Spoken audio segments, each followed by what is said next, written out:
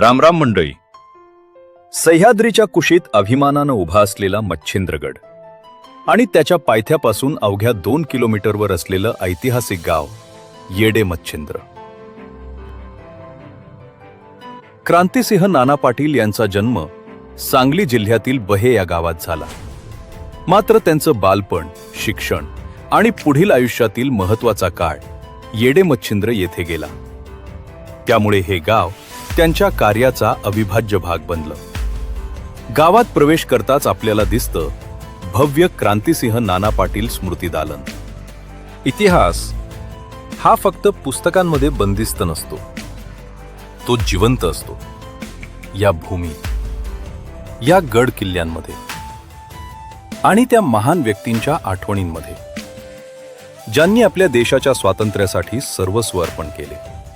या दालनात त्यांच्या जीवनातील दुर्मिळ छायाचित्र, ऐतिहासिक कागदपत्र, वापरातील वस्तू आणि स्वातंत्र्य लढ्याच्या अनेक अमूल्य आठवणी जतन करण्यात आल्या आहेत. पश्चिम महाराष्ट्राचा कृष्णाकाठचा वाघ, इंग्रजांविरुद्ध जनतेला एकत्र करून प्रतिसरकार उभारणारे महान क्रांतिकारक म्हणजे क्रांतिसिंह नाना पाटील.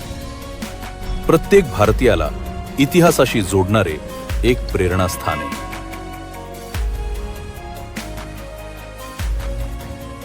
त्यानंतर गावातील मंदिर आणि त्यांच्या घराजवळ उभारलेल्या स्मारकाचं दर्शन घेऊ. याच प्रवासात आपण जाणार आहोत त्या ऐतिहासिक वाड्यात, जिथे क्रांतिसिंह नाना पाटील वास्तव्यास होते. त्या वाड्यातील प्रत्येक कोपरा त्यांच्या जीवनाचा साक्षीदार आहे. आता सर्वप्रथम ऐकूया क्रांतिसिंह नाना पाटील यांचे नातू सुबुराव पाटील यांच्या आठवणी. सुबुराव पाटील. हा, तर आम्हाला थोडक्यात क्रांतिसिंह नाना पाटलांच्या बद्दल थोडक्यात माहिती सांगा. काय त्यांचा हा, इतिहास. जन्म झाला. हा. पुन्हा ते मग 2 वेळा निवडून गेल्या बीड मधनं. हम्म. आणि ते जर खासदार झाल्यानंतर 1-2 त्या वर्षात येऊन जात होते.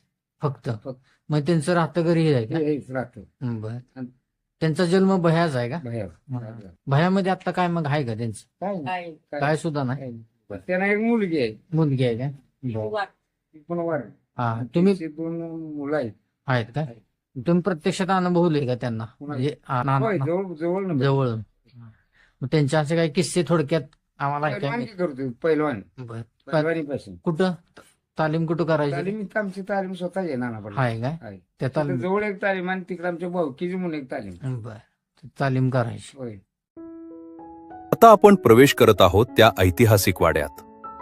हा आहे तो वाडा जिथे क्रांतिसिंह नाना पाटील वास्तव्यास होते आणि ही त्यांची राहती खोली.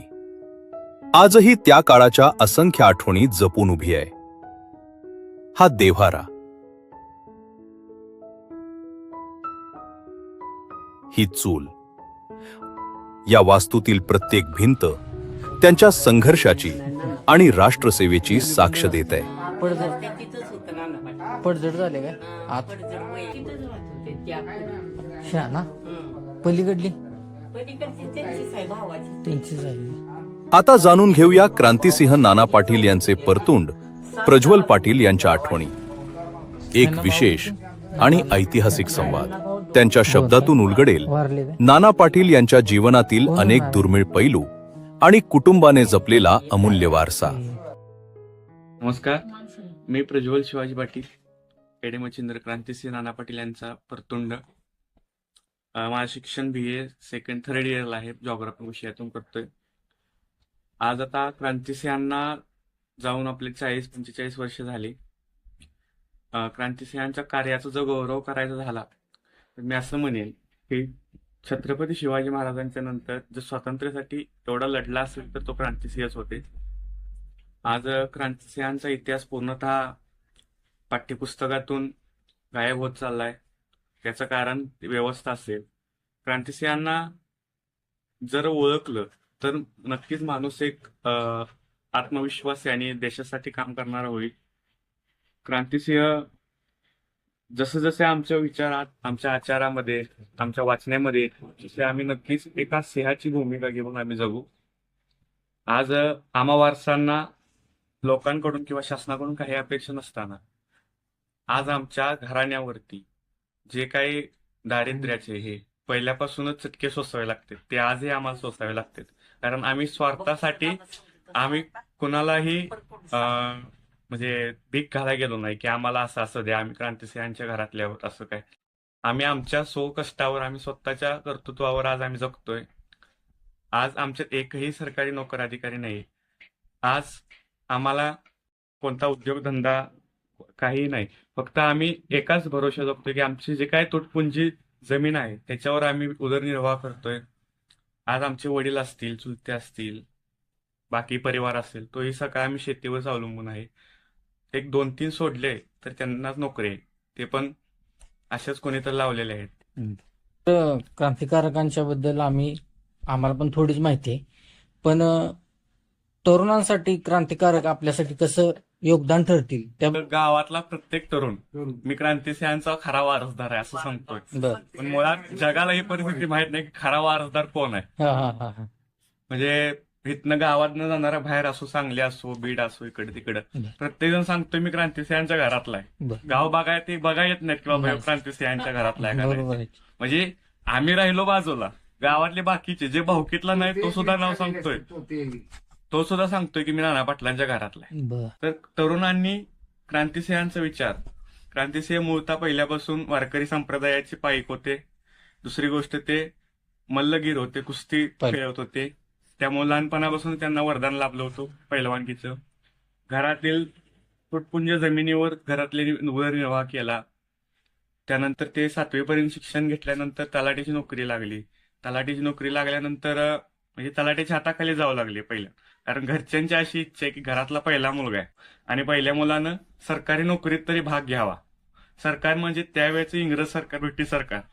आणि त्यामध्ये त्यांनी एक गावातील सज्जाला, तलाठी सज्जाला तिथं जाऊन त्यांच्या हाताखाली काम करू लागले. पुन्हा मग त्यानंतर त्यांना बढती मिळाली. बढती मिळाल्यानंतर ते वाटारला तलाठी म्हणून जॉईन झाले.